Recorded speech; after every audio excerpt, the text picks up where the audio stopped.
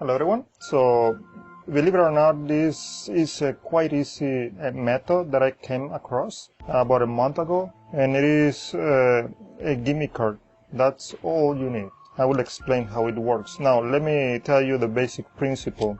You need to place that selection all the way at the bottom, because the gimme card, which is this, I have it all the way at the bottom, and then when I control the selection right next to it, in which there are several ways, I will explain 3 different methods. I want to locate the gimme card about 1/3 of the deck. Okay, as you can see, just little slight gap right there. And then proceed to do the furrow shuffle. Well, it doesn't have to be a perfect furrow shuffle. You just need to place an indifferent card in between the selection and the gimme card. Okay, right in the middle. So you don't really have to do a perfect furrow shuffle throughout the whole deck. Now with this method, you can freeze the shuffle right at the selection. Okay, right there. And then unfreeze it at any moment you want. And one of the 3 ways, I'm going to explain how you can place the selection right below the gimme card. One way is by doing the same method that I used. Just go to this video footnote in case you want to do it in the same way I did it. The second way, you have to partially do the spread to conceal the gimme card. So when you keep spreading, you are spreading right over the gimme card. Okay, as you can see, all the cards are going right above the gimme card. So when the spectator says stop, they can point at any card. Let's say this card, you show it, 7 of diamonds. The gimme card is already down here. You can close the spread with a gimme card right over the selection. The third and final method is by having the gimme card all the way at the bottom as well, but you can just ask the spectator to take any card, get it off, put it on top, and do a single cut. And that's it. The selection is already right below the gimme card. Now, because the absence of the corner is on the bottom left side, I'm going to shuffle with my left hand. Make sure it is a precise straight cut. It is imperative that when you cut, don't go over this line. It has to be a perfect cut. And that's mainly because, let me show you the principle using only 3 cards. The selection and the gimme card must be right next to each other. Then an indifferent card, when you shuffle, must be placed in between those 2. When I shuffle using one hand, this is the grip that I used, as you notice in the performance, okay? Because my ring finger, pay attention to this, must be located about half of this half. I'm separating this card in half. It's going to be right about here, and the middle finger right about here. So when I'm about to shuffle, I do pressure with the ring finger right here. So the card that is in between the selection and the gimme card is going to get a twist. Okay, the corner is going to get interlocked right there, because the ring finger is applying pressure. To unfreeze the shuffle, you must apply pressure right over here with the middle finger instead.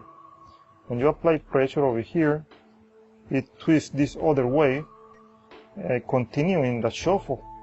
If you cannot reach using one hand, because the shuffle is more amazing, I think, when you use one hand, because you can freeze it and unfreeze it really subtle. However, if you cannot reach using one hand, then try to use both hands. Okay, the absence of the corner is right here, so I'm gonna try to twist like this. I'm exaggerating. So it freezes. It's hard for you to see from the top, but it freezes. And to unfreeze, just go this opposite way. Let me see if I can do it. I barely practice it using both hands. Just make sure you don't need to do a perfect floor shuffle throughout the whole deck, like I say. Okay, right there it freezes. Then twist this other way, and then it unfreeze the shuffle. For the same principle I already explained. If you want, you can just go ahead and show everything is okay. The gimme card in this case is the 3 of diamonds, doesn't matter which one. But this is very important, that if you have the selection all the way at the bottom, it may not look as tricky as it may be, because the slightest you pull this gimme card towards the side, they can see this little corner right here. When I was doing the performance, it may not look as difficult, but it's kind of tricky. You have to be really careful when doing this. Also, when you already have the preparation, I will explain the routine later in this video, but when you have the shuffle like this, ready to reveal the card, the middle finger, notice is right here, before I go to the second grip. This is the first grip, and this is the final grip, to proceed to the shuffle. But if you let go the finger from here, you see the gimme card, it moves out pretty easily. So you have to pay attention with the gimme card. You have to be careful with the gimme card, okay, throughout the whole setup.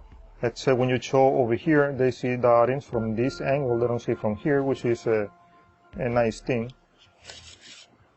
Okay, I'm applying pressure with this finger, with a ring finger, because the absence of that corner is right here. To unfreeze the shuffle, apply pressure with a middle finger. There you have it. You just lock and unlock the shuffle at any moment, just with a move of the finger. And that's it. It is quite easy. And I think it looks really amazing as well.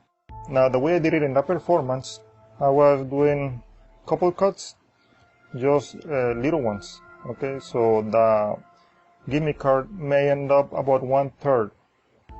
Okay, and for you to know how high is the gimme card into the deck, you can see the little gap just from your own perspective, which is even better. So when I cut in half, I can see the gimme card right about there. Okay, so you can show a nice shuffle throughout the deck without freezing the shuffle too fast. The second way I did it in the performance, like I said, controlling the selection all the way at the bottom next to the gimme card. Then I did the on-hand shuffle, taking about 10-15 cards.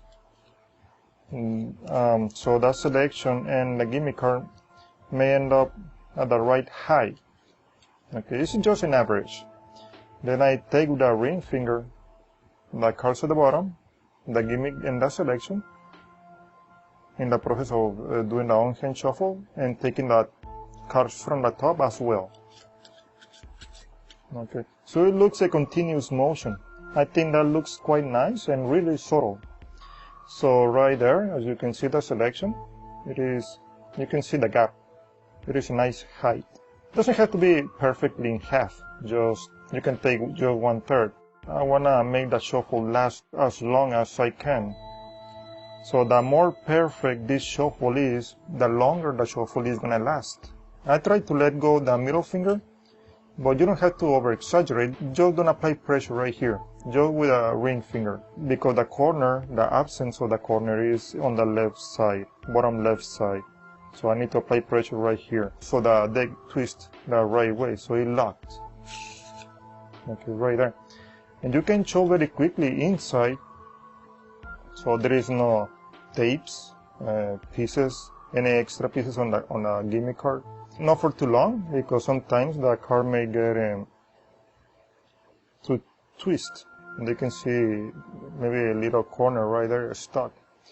I'm applying pressure with a ring finger, and then with a middle finger apply pressure over here, so it twists, then the shuffle can keep continuing. Quite easy, so I hope you enjoy it.